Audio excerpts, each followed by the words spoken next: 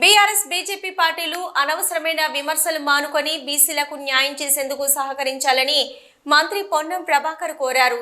సిద్దిపేట జిల్లా Husnabad MLA camp కార్యాలయంలో శనివారం ఏర్పాటు చేసిన మీడియా సమావేశంలో మంత్రి మాట్లాడారు.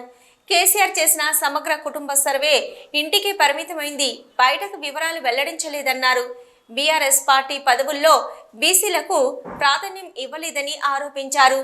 కాంగ్రెస్ ప్రభుత్వం చేసిన కులగణన సర్వేలో కేసీఆర్, కేటీఆర్, హరీష్ రావు పాల్గొనలేదని మండిపడ్డారు. వాళ్లకు కులగణన గురించి, బీసీల గురించి మాట్లాడే హక్కు లేదన్నారు. కేంద్రంలో అధికారంలో ఉన్న బీజేపీ దేశవ్యాప్తంగా జనాభా లెక్కలతో పాటు కులగణన సర్వే చేపట్టాలన్నారు. ఈ సర్వేలో బీసీల లెక్క తేలిందని, తమ ప్రభుత్వంలో బీసీలకు న్యాయం జరుగుతుందన్నారు. సర్వేపై ఏమైనా అనుమానాలుంటే నివృత్తి చేస్తామన్నారు. వాళ్ళు లీలో మాట్లాడుతారు. చంద్రశేఖరరావు గారు చేసినటువంటి కుల సర్వేకు సంబంధించి ఆనాడు చెప్పినటువంటి దానికంటే తక్కువ ఉన్నాయి. అరే, కుల సర్వే అసెంబ్లీలో పెట్టిండ్రా?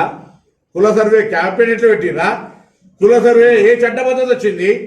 కుల సర్వే ఉందని జిఏడి ఏమైనా జీవో తెచ్చిందా? కేసీఆర్ ఇంటికే పరిమితమైనటువంటి కుల సర్వే, సకల కుటుంబ సర్వే ఎన్నడూ బయటికి దేక, సమాచారం అవనికి ఏక ఇప్పుడు దా లెక్క కంటే ఇప్పుడు తక్కువ ఉన్నదని చెప్తున్నారు. దానికి నిబద్ధత ఏంది? ఒక్కరోజు బొంబాయిలో ఉన్నాడు, దుబాయ్లో రాకపోతే చచ్చిపోయినట్టంటే అందరూ ఉరికొచ్చి నెంబర్ ఇచ్చారు. ఈ కార్యక్రమం నిర్వహించి శాసనసభలో చర్చకు పెడితే ఎవరైనా ఈ యొక్క కుల సర్వేలో భాగస్వాములు అయినటువంటి వాళ్ళు, కుల సర్వేకు సంబంధించి సమాచారం ఇచ్చిన వాళ్ళు మాట్లాడినా బహిష్కరించిన అర్థం ఉంటుంది. నా కేటీఆర్ గారు కానీ, హరీష్ రావు గారు కానీ, కేసీఆర్ గారు కానీ ఈ యొక్క సమాచార సేకరణకు ఎక్కడ రెస్పాండ్ కాలేదు, వాళ్ళు సమాచారం ఇయ్యలేదు. కానీ సభలో మాత్రం ఇందుకు నిరసనగా బహిష్కరించిపోయారు. అసలు వాళ్ళకేం హక్కు ఉందని అడుగుతున్న బలహీన వర్గాలకు సంబంధించి కనీసం న్యాయం చేయాలనే ఆలోచన లేనటువంటి వాళ్ళు. అధికారంలో ఉన్నప్పుడు ఈటల రాజేందర్ ఒక బలహీన వర్గాల నాయకుడిగా నేను కూడా ఇచ్చేదారంటే మెడల్ వంటి బయటికి ఎంటేసినటువంటి పరిస్థితి మనందరం చూసినాం.